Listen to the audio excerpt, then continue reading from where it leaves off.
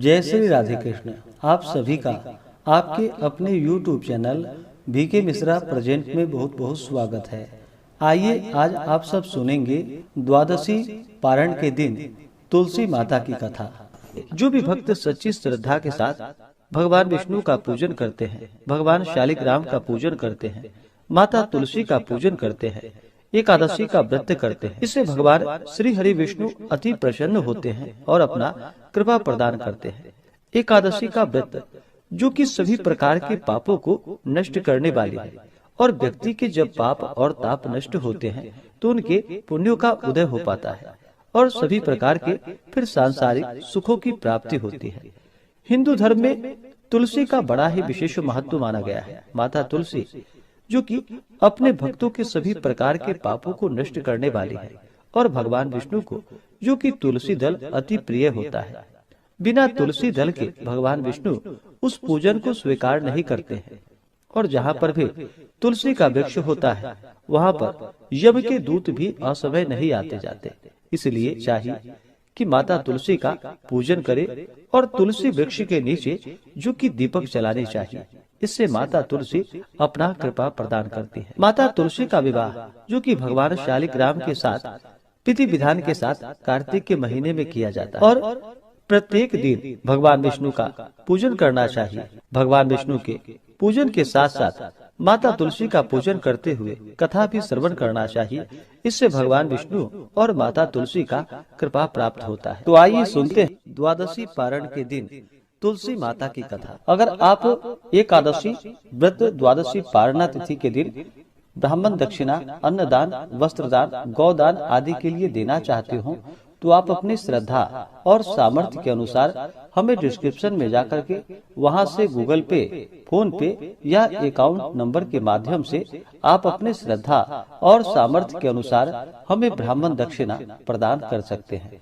तो बोलिए प्रेम से माता तुलसी की जय, भगवान श्री हरि विष्णु की जय, माता लक्ष्मी की जय, भगवान शालिग्राम की जय, एकादशी माता की जय, सर्वदेवी देवता की जय।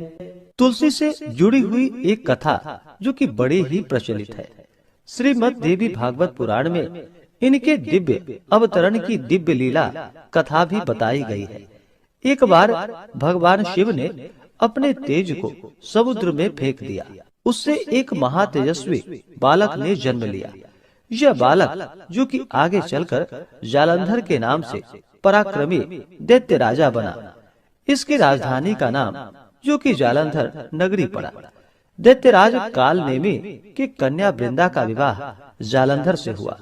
जालंधर जो कि महाराक्षस था, अपनी सत्ता के मद में चूर होकर उसने माता लक्ष्मी को पाने की कामना से युद्ध किया, परंतु समुद्र से ही उत्पन्न होने के कारण माता लक्ष्मी ने उसे अपने भाई के रूप में स्वीकार किया। वहां से फिर पराजित होकर वह माता पार्वती को पाने की लालसा से कैलाश पर्वत पर पहुंच गया। भगवान देवादिदेव शिव का ही रूप धारण कर माता पार्वती के समीप गया, परंतु माता ने अपने योग बल से उसे तुरंत ही पहचान लिया तथा वहां से अंतर ध्यान हो गई। देवी पार्वती ने क्रुद्ध होकर सारा वृतांत भगवान विष्णु को सुनाया।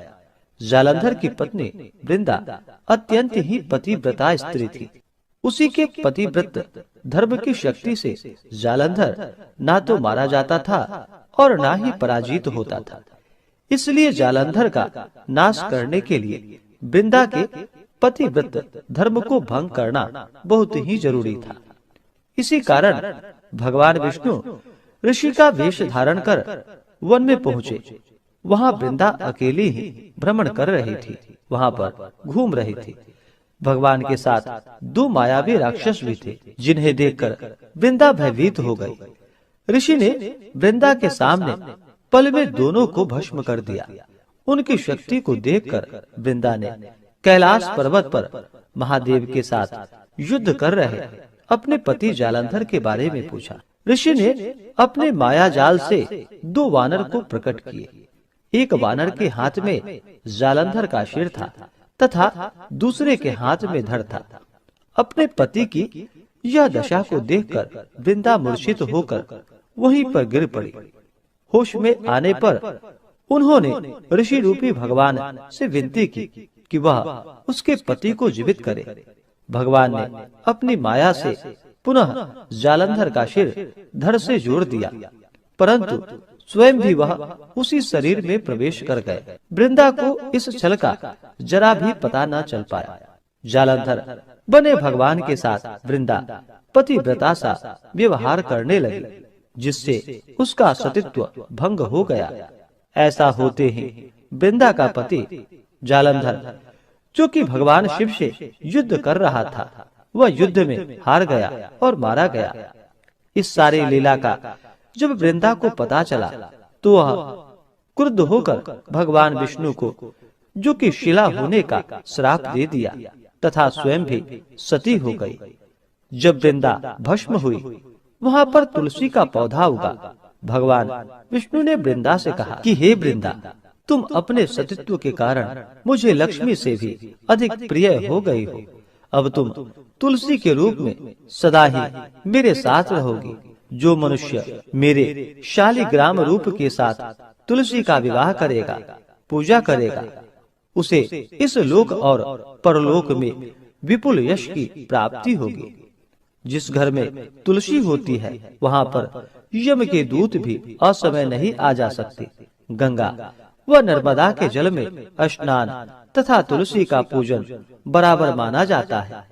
चाहे मनुष्य कितना भी पापी क्यों ना हो, मृत्यु के समय जिसके प्राण मंजरी रहित तुलसी और गंगा जल मुख में रखकर निकल जाते हैं, वह पापों से मुक्त होकर वैकुंठ धाम को प्राप्त होता है। जो मनुष्य तुलसी व आंवले की छाया में अपने पितरों का श्राद्ध करता है, उसके पितर भी मोक्ष को प्राप्त हो जाते हैं।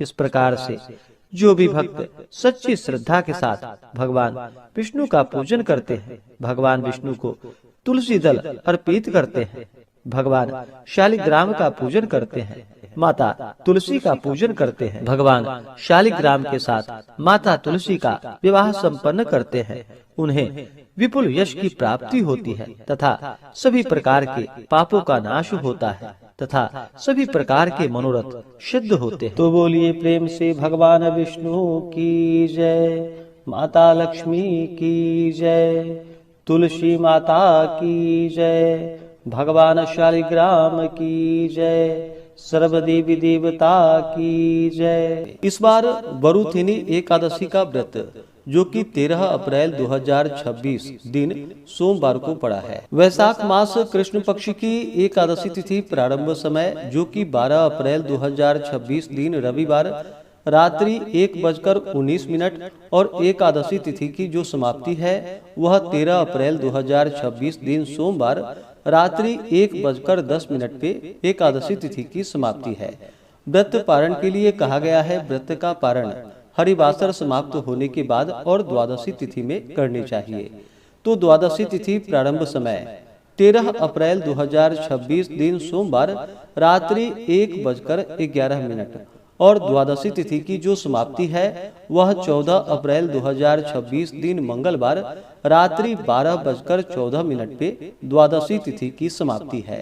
तो हरिवासर समाप्त होने का समय 14 अप्रैल 2026 दिन मंगलवार सुबह 6:57 पे हरिवासर की समाप्ति है। तो व्रत का पारण सभी भक्तजन 14 अप्रैल 2026 दिन मंगलवार को सुबह 6:58 से लेकर के सुबह 8:33 तक व्रत का पारण कर लेंगे। वरुथिनी एकादशी व्रत का पारण कुशोदकेन पारणम, कुशा के जल से व्रत का पारण है। कुशा को जल में डाल करके फिर उस जल को ग्रहण करना चाहिए। यह संभव ना हो पाए तो आप जल, फल या तुलसी दल से व्रत का पारण करें। पारण के दिन 14 अप्रैल को ब्रह्म मुहूर्त का समय सुबह 4:02 से सुबह 4:50 तक होगा। सूर्योदय का समय सुबह 5:38 होगा। सूर्यास्त शाम 6:20 होगा। प्रातः काल पूजा का शुभ मुहूर्त 14 अप्रैल को सुबह 5:38 से सुबह 7:12 तक होगा। व्रत पारण के लिए चाहिए कि द्वादशी की सुबह उठ करके स्नान करके शुद्ध वस्त्र धारण करके भगवान का पूजन कर ले भगवान को भोग लगाए, जल से आचमनी करवा करके भगवान की आरती कर ले। इसके बाद फिर ब्राह्मणों को भोजन करवाए, ब्राह्मणों को दान और दक्षिणा दे। अगर ब्राह्मणों को भोजन करवाने का समय प्राप्त ना हो तो उनके निमित्त अन्न, वस्त्र, द्रव्य दक्षिणा जो भी बन सके वह निकाल करके रख दे और फिर बाद में ब्राह्मण को दे दे। इस प्रकार से करके जो कि पारण फिर सभी समय के अनुसार करे और फिर भोजन ग्रहण करे। इस प्रकार करने से भगवान विष्णु की विशेष कृपा प्राप्त होती है, व्यक्ति के सभी प्रकार के पापों का नाश होता है तथा अनेक प्रकार के पुण्य फलों की प्राप्ति होती है। तो आशा करता हूँ कि यह जानकारी आपको अच्छा लगा हो। इसी प्रकार से ज्ञानवर्धक जानकारियाँ प्राप्त करते रहने के लिए, व्रत पूजा के बारे में जानने के लिए, कथा को सुनने के लिए चैनल पे अगर आप पहली बार आए हैं तो चैनल को लाल बटन दबा करके सब्सक्राइब करें, साथ में बेल आइकन घंटी को दबाएं ताकि आने वाली वीडियो का नोटिफिकेशन आपको समय से मिलता रहे। वीडियो को लाइक करें, शेयर करें। सुखी रहें और स्वस्थ रहें। जय श्री राधे कृष्ण। धन्यवाद।